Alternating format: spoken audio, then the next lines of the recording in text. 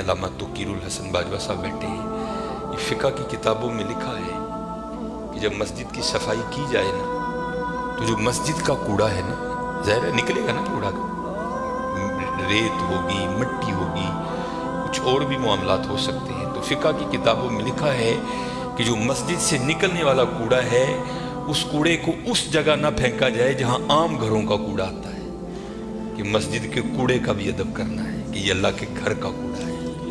اس لیے حضرت ادب کیا کرو، ادب کیا کرو۔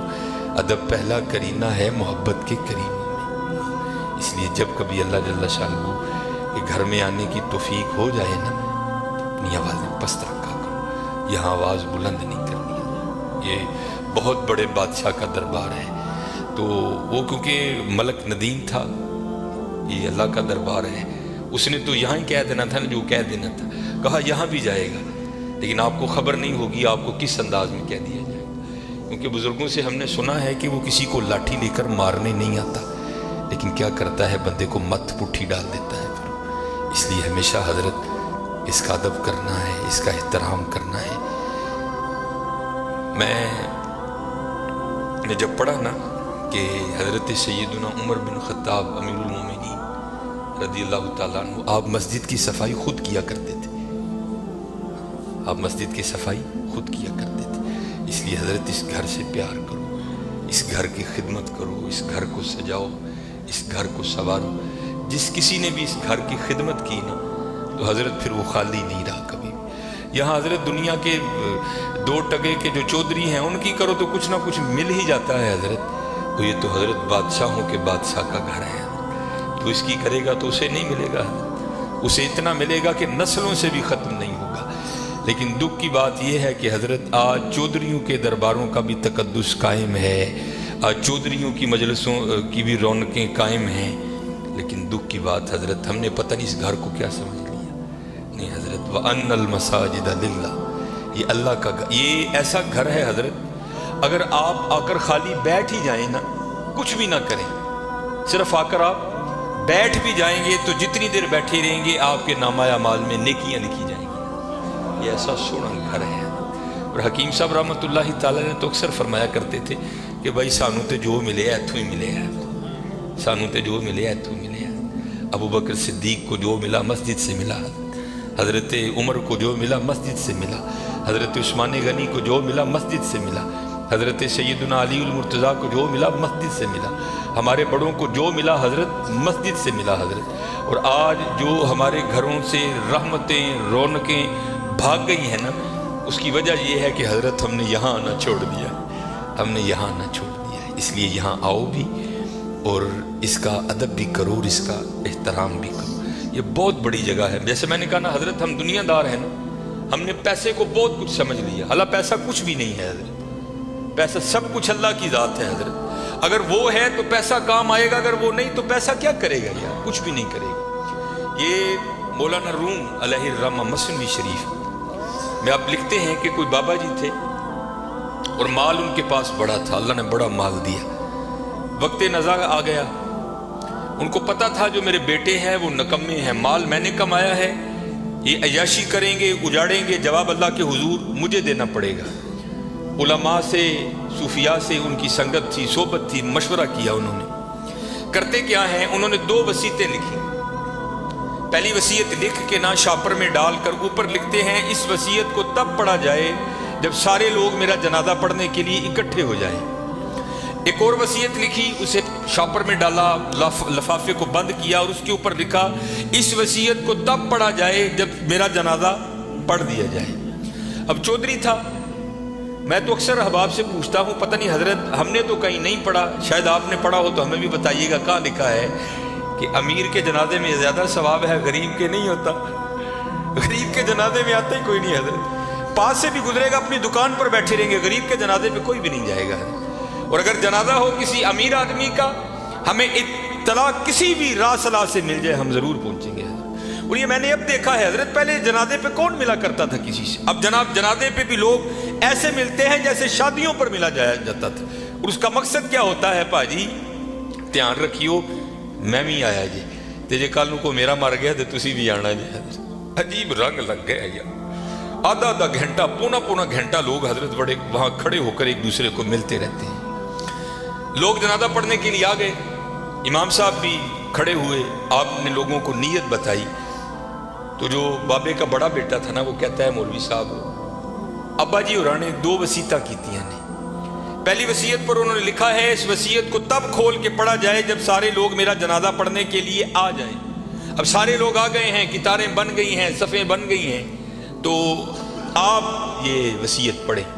ये मौलाना रूम लिख रहे हैं, सन 700 हिजरी में मसनी शरीफ आपने तसनीफ की। उसमें लिखते हैं कि जब वो वसीयत को पढ़ा ना अल्लामा साहब ने, तो बाबा जी लिखते क्या हैं, जो लोग भी मेरा जनाजा पढ़ने के लिए आ जाएं और आकर भी ना पढ़ें, मेरे सारे पैसे उनमें बांट दिए जाएं।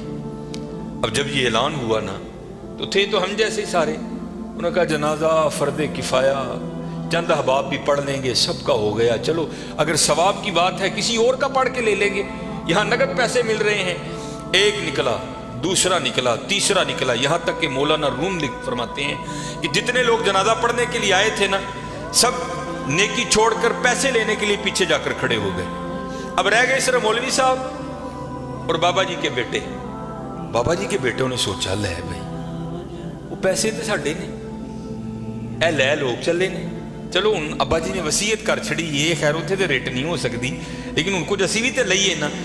एक बेटा, दूजा बेटा, तीजा बेटा, चौथा बेटा, चारों जाकर लोगों में खड़े हो गए। अब रह गए मोए बाबा जी और मौलवी साहब। फिर मुझे यहाँ मियाँ मोहम्मद बख्श साहब याद आए। आप क्या फरमाते हैं, जानदी वारी क्या डरोना बने, डर दे हथ नहीं लांदे, जिन्हां लई तू पाप कमाए किथे ने तेरे करने।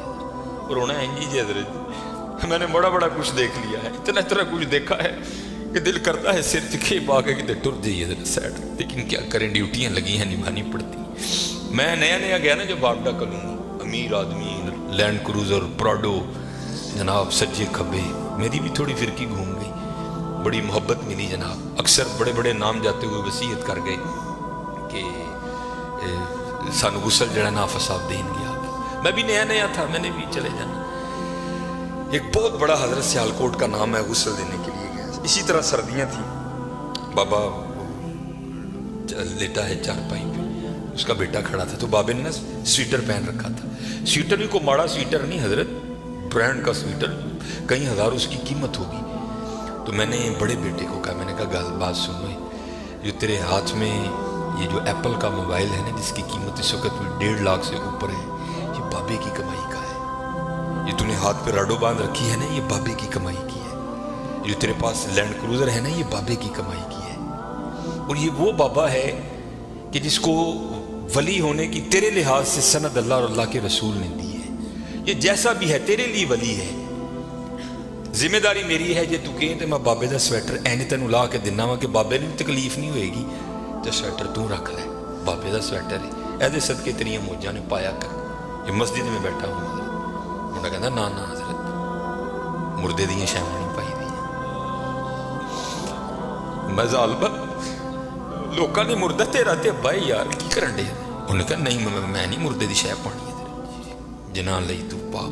ये मियाँ साहब ने एवं नहीं लिखे हजरत, आपने बड़ा मुशादा किया था ज़माने का, जिन्हां लई तू पाप कमाए तेरे कर। खैर हजरत कैंची मेरे हाथ में थी, मैंने स्वेटर काट दिया।